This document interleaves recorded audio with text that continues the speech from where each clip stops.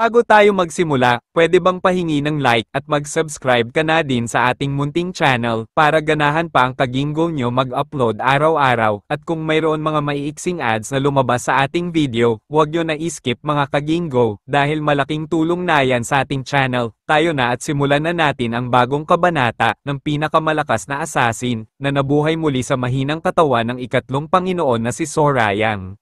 Sa nakaraang kabanata, kinausap ng Demon Lord ang ating bida na si Hajen upang alamin ang kanyang intensyon sa pakikialam sa kaso kung saan sangkot ang magkapatid mula sa Demon Sword family. Sinabi ni Hajen na ginawa niya ito dahil sa instinct at walang ibang dahilan, na ikinatuwa naman ng Demon Lord. Ibinahagi rin ng Demon Lord ang kanyang plano kung bakit niya tinanggap bilang disipulo ang salarin na si Ji Yong-hyun. Ito ay upang magamit niya bilang test subject sa gagawing eksperimento sa mga halamang gamot. Nasiyahan din ang Penal Law Hall Master nang malaman na ang Demon Lord na ang baalang magparusa sa salarin. Sa pagpapatuloy ng kwento, sa tahanan ng ikatlong batang Panginoon ay masigasig na nag-e-ensayo si Dompil kasama si Hajen.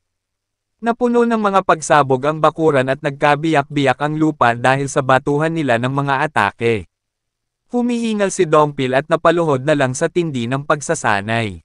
Ginagabayan siya ni Hajen at pinuri ang kanyang progreso. Sabi niya, hindi na masama.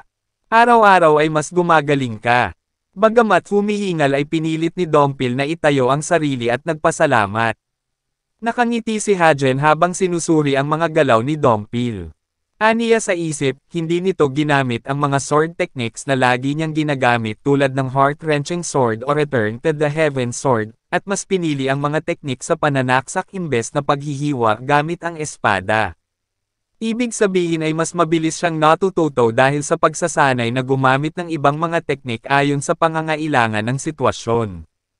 Naghanda ng umatake si Dompil, at pumosisyon siya hawak ang kanyang espada na bigay ni Hajen sa kanya. Sabi ni Hajen sa isip niya, aba tignan mo nga naman siya. Isang tapat at direktang atake na walang intensyong gumamit ng mapanlinlang na teknik. Iniangat ni Dompil ang hawak na espada at akmang aatake. Bahagyang nagulat si Hajen nang makitang iwawasiwas nito ang espada mula sa isang distansya na hindi aabot sa kanya. Nang may nagliliwanag na mga mata, pinakawalan ni Dompil ang isang atake habang sumisigaw ng buong lakas.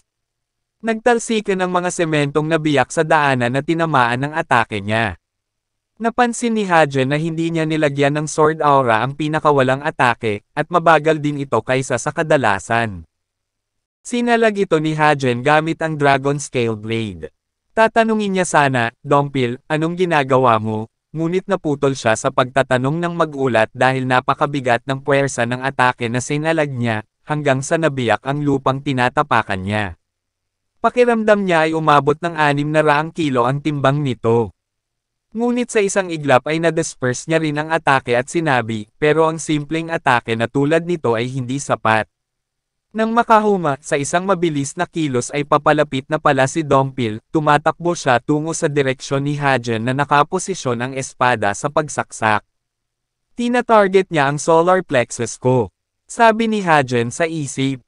Huli na para gamitin niya ang Dragon Scale Blade upang salagin si Dompil, kaya sa pagkakataong ito, gagamitin niya naman ang Seven Knights Blade na nasa kaliwang kamay niya.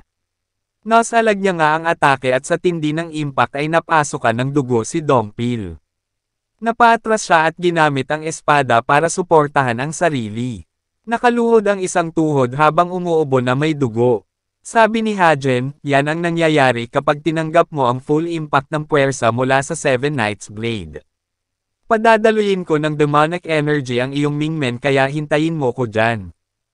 Ang Mingmen ay isang acupuncture point na tinatawag ding Gate of Life. Agad ibinalik ni Hajen ang espada sa lalagyan nito at nagtungo sa direksyon ni Dompil.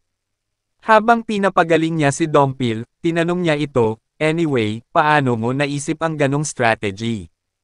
Natigilan saglit si Dompil bago nakasagot, kasi, napagtanto ko lang na hindi ako makakaatake gamit lang ang bilis at lakas. Kaya napagdesisyonan kong paunlarin kung saan ako magaling, at upang mapabuti pa ang efficiency ng martial arts ko. Pinuri naman siya ni Hajen, maganda ang naisip mo. Pero hindi ko inakala na ang isang simpleng atake gaya noon ay may napakalakas na impact. Sabi ni Dongpil, nagpapasalamat ako dahil nakakakuha ako ng clue mula sa martial arts na gamit mo. Napatanong naman si Hajen, clue.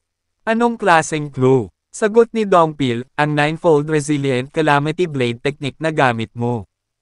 Pagkatapos ng napakalakas na bagyo ng mga talam, sinusundan ito ng mga apoy, at pagkatapos ay ang nagyayelong hangin.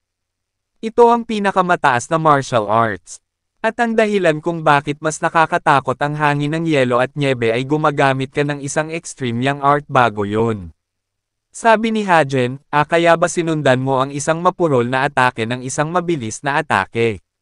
Sabi ni Dongpil, oo, pero overwhelming pa rin ang taglay mong lakas kung ikukumpara sa akin.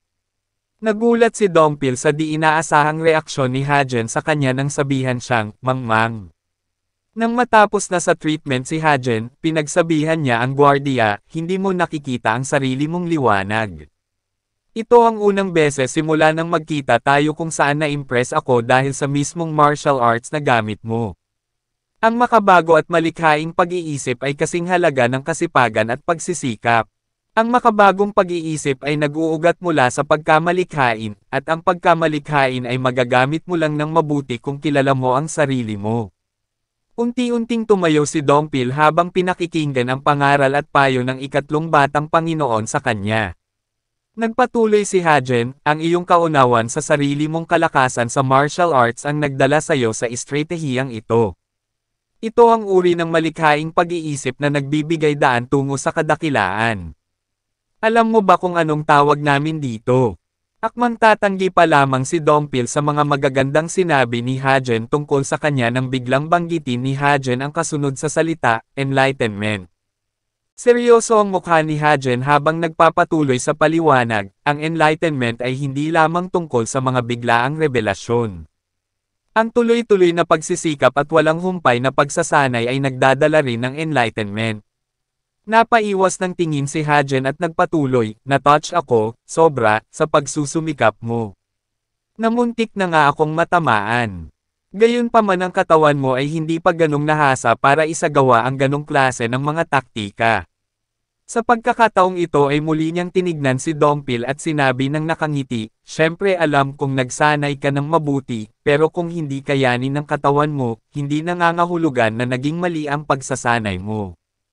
Ang mga limitasyon ay nakabase sa uri ng martial arts na inaaral mo. Natigilan si Dongpil habang pinag-iisipan ang mga sinabi ng batang Panginoon sa kanya.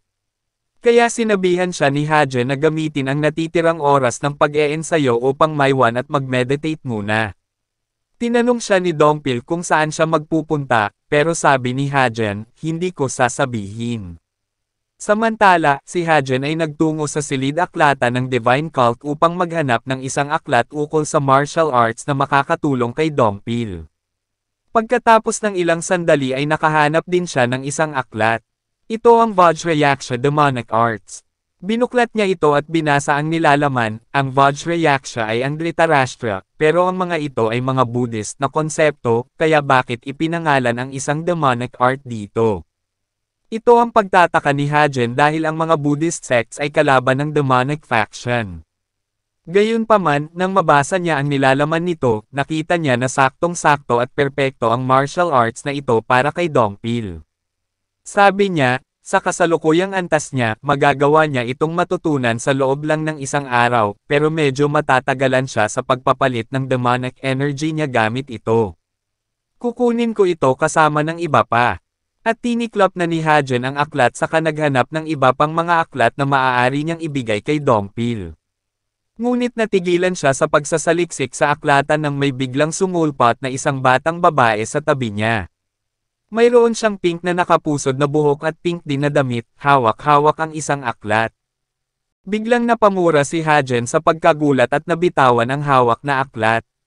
Hindi man lang niya naramdaman ang anumang presensya na papalapit. Nakatingala sa kanya ang cute na batang babae at bumati, "Hello, kuya."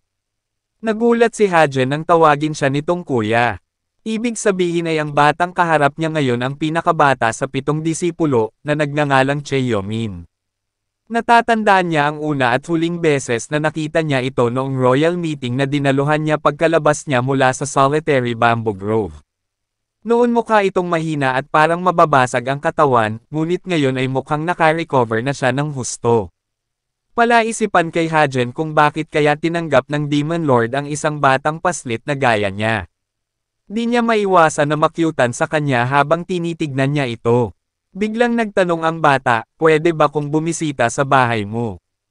Nagitla naman si Hajen sa hiling nito at napasigaw ng, ano? Pero wala siyang nagawa dahil sino ba naman ang makakahindi sa request ng isang cute na bata. Kaya sinama niya ito pauwi. Di nagtagal ay nakarating nga sila sa bahay ni Hajen at pinagluto sila ni Anghua ng masasarap na pagkain. Habang nakaupo sila sa hapagkainan, maganang kumain si Yomin. Nagulat si Hajen nang malaman na pinag-aaralan na niya agad ang 10 Great Demonic Arts sa batang edad niya. Sabi naman ni Yomin ay pinahintulutan siya ng Demon Lord na aralin ito. Naisip ni Hajen na kung hinayaan niya ang isang bata na aralin ang ganito kakomplikadong martial arts, ibig sabihin lamang ay naniniwala ang Demon Lord sa kanyang kakayahan. Nangangahulugan lang na isa siyang tunay na henyo. Habang pinagmamasdan siya ni Hajen na kumakain, hindi niya alam kung anong sasabihin o pag-uusapan dahil wala naman siyang karanasan sa pakikipag-usap sa mga batang kagaya niya. Buong buhay niya ang tanging mga bata na nakasalamuhan niya sa pagsasanay o kaya sa inuman. Biglang nagsalita si Yomin, salamat po kuya. Sabi naman ni Hajen, ayos lang yun, walang problema. Punta ka lang dito at kumain ng snacks kahit anong oras. Sabi ni Yomin, salamat sa pagpatay sa hayop na si Hong Yomon, napabuga ng iniinom na tsaa si Hajen nang marinig ito. Laking gulat niya nang marinig na magmura ang batang babae sa harapan niya. Di niya ito inaasahan dahil sa inosenteng itsura nito. Ngunit inosenteng sumagot si Yomin, nilalason ako ng hayop na yon. Kaya kung hindi dahil sayo baka namatay na ako. Mababakas ang pasasalamat sa kanyang tono at mukha. Sabi naman ni Hajen, wala kang dapat ipagpasalamat. Nakakainis din kasi talaga siya. Ngunit sa likod ng mga salitang ito, naisip niya, aba marumi ang bibig niya. Di pa rin siya makamove on. Saan naman kaya ito natuto ng ganong pananalita? Tanong niya sa isip niya. Nagpatuloy si Yomin habang kumakain, kahit ganon ang totoo ay utang ko pa rin sayo ang buhay ko. Natigilan si Hajen sa pakikipag-usap nang biglang may napansin siyang kakaiba. Sabi niya sa kanyang isip, ang pagyanig na ito ay mula sa karwahe mula sa palasyo ng Demon God. Ano kayang dahilan kung bakit papalapit ito rito? Napalingon din si Yomin sa gilid at napatanong, may karwaheng paparating. Nagulat muli si Hajen dahil di niya inaasahan na napansin din ito ni Yomin, samantalang malayo pa ang karwahe mula sa kanilang lokasyon. Di niya maiwasang mamangha sa talas ng pakiramdam ng batang ito dahil effortless lang niya itong napansin habang kumakain.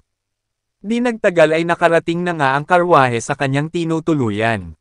Agad niyang pinapasok ang di inaasahang bisita at tinanong, bakit ka dumating sakay ng karwahe mula sa palasyo ng Demon God, General Strategist? Ito ay si Ho Yusong. Matatandaan mula sa nakaraang kabanata na nagtungo siya sa palasyo at tinanggap ang isang utos mula sa Demon Lord. Sabi niya, nasurpresa ka ba? May dala akong mensahe mula sa Demon Lord. Iniabot niya ang pulang papel na nakuha niya mula sa Demon Lord at agad itong binasa ni Hajen. Ito ang papel na naglalaman ng susunod niyang misyon. Di mapigilan ni Hajen ang pagkagulat sa ekspresyon ng mabasa ang unang bahagi pa lang, aniya, External Supervision Deputy Special Investigator Head. Bakit naman napakahaba at napakakomplikado ng titulong ito? Anong meron dito? Nakangiting nagpaliwanag si Ho Yusong, kung mas paiiksin, tinatawag din namin itong Special Inspector General. Nauunawaan mo ba ang mga tungkokan mo? Bagamat nabasa na ni Hajen ng buo ang papel, sabi niya, hindi masyado. Bakit ako binigyan ng titulong ito? Akala ko hindi pwedeng tumanggap ng anumang posisyon sa Divine Cult ang mga kandidatong tagapagmana. Nakatalikod si Ho Yusong sa kanya at nakatingin sa nakadisplay na painting, habang sumasagot, kaya nga may nakalagay na salitang deputy. Ito ay pansamantalang posisyon lamang, kaya katanggap-tanggap ito sa Divine Cult. Pero hindi kumbinsido si Hajen at di maiwasang magtanong muli, pero hindi ba magiging problema ang kahit anong posisyon? Tanong naman ni Ho Yusong, bakit mo naman naisip na ganon? Sagot ni Hajen, dahil makaka-attract pa rin ito ng maraming langaw. Hindi ba ito makakaapekto sa kompetisyon ng mga tagapagmana? Sagot naman ni Ho Yusong, ang mga langaw ay aaligid at magsisiliparan sa sino mang may kapangyarihan. Malaking isyu ba ito? Sabi ni Hajen, ang problema ay ang klase ko. Sa tingin ni Hajen ay hindi nababagay ang respetadong posisyon na ito sa isang kagaya niya na may reputasyon ng pagiging isang basag ulo at bayulente. Ngunit nakangisi lang siyang sinagot ni Ho Yusong, well, nag-aalala rin naman ako tungkol dyan pero hindi dapat natin hayaan ang mga ganitong alalahanin upang hadlangan tayo. Ngunit ikinainis ni Hajen ang sagot niya. Matalim ang kanyang tingin at nasabi niya sa kanyang isip, nag-aalala mo mukha mo. Samantalang nag-e-enjoy ka rito sa pinapagawa mo sa akin. Napabuntong hininga na lamang si Hajen. Alam niya naman na hindi niya ito matatanggihan dahil ang utos ay mula sa Demon Lord mismo. Nakapamewang siyang sumagot, nauunawaan ko na. Pero bakit pakiramdam ko magiging mahirap itong posisyon na ito? Nilinggan siya ni Ho Yusong at saka tinanong, sinong nakakaalam? Bakit mo naman naisip yun? Sabi naman ni Hajen habang nakatingin muli sa papel, wala na sabi ko lang base sa nasisiyahan at nakangiti mong itsura ngayon. Tinitingnan pa lang kita, pakiramdam ko naganso ako. Samantala, nakangiti lang si Ho Yusong habang pinagmamasdan siya. Mababakas ang pagmamalaki sa kanyang mukha, naisip niya sa kanyang sarili, mabilis talaga siyang makaramdam at makaunawa. Wala naman siyang sapat na karanasan sa mga kalarakan sa politika, kaya paano siya naging ganito katalas? Ito kaya ay extension ng kanyang survival instincts. Sa wakas ay nagsalita na muli si Ho Yusong upang patahimikin ang mga agam-agam niya, anyway, ang Demon Lord ang mismong nag-utos nito sa'yo. Kailangan mong makaalis sa loob ng 2 araw kaya maghanda ka. Saka naalala ni Hajen ang sinabi ng Demon Lord noong nagkita sila sa palasyo. Sabi nito, makakatanggap ka ng isang utos mula sa akin. Excited na excited kang lumabas sa Divine Cult para makalanghap ng sariwang hangin kaya umalis ka ng walang pahintulot. Kaya naman sa tingin ko ay bagay ito sa isang kagaya mo. Umalangaw-ngaw sa isipan ni Hajen ang mga salitang, excited. Hangin sa labas. Teka lang. Napuno siya ng pagkasabik na parang isang bata na makakatanggap ng laruan, kaya't tinanong niya si Ho Yusong, General Strategist. Sa misyon na ito kakailangan ko bang lumabas ng Divine Cult? Natatawa namang sabi ni Ho Yusong, gaya ng sinabi ko, ang misyon mo bilang deputy ay isang external, supervision. External as in sa labas ng Divine Cult. Tila kumislap ang mga mata ni Hajen at namula sa saya habang iniisip, ibig sabihin seryoso pala ang Demon Lord nang sabihin niyang hahayaan niya kung makalabas. Ganun ba? Naputol ang kasiyahan niya nang iabot sa kanya ni Ho Yusong ang isa pang papel. Puti naman ito at may mas detalyadong nilalaman. Aniya, ito ang mga gagawin mo. Hindi mo ba kailangan ng paliwanag? Pero syempre nakasulat na lahat dito, gayunpaman. Naputol sa pagsasalita si Ho Yusong nang mabilis naman itong inagaw ni Hajen, at sabi niya, hindi ba ang trabaho ko ay obserbahan at iligpit lang ang mga manggugulo at purihin ang mga susunod at gagawa ng maganda. Wala nang nagawa si Ho Yusong at sinabi na lang, nabuod mo na ito higit pa sa magagawa ko. Maya-maya ay nagpaalam na siya, aniya, gusto ko pa sanang uminom ng tsaa kasama ka kung may oras lang sana ako pero dahil ako ay abala, kailangan ko nang umalis. Mapang-asar namang sagot ni Hajen, ganun ba? Di umalis ka na agad. Inanunsyo ng tauhan na papaalis na ang General Strategist kaya inutusan niya ang iba pang mga tauhan na dalhin na ang karwahe. Di nagtagal ay nakasakay na sa karwahe si Ho Yusong at habang kumakawe siya sa bintana, sabi niya, Batang Panginoon baka hindi nakita mahatid sa araw ng inyong pag-alis.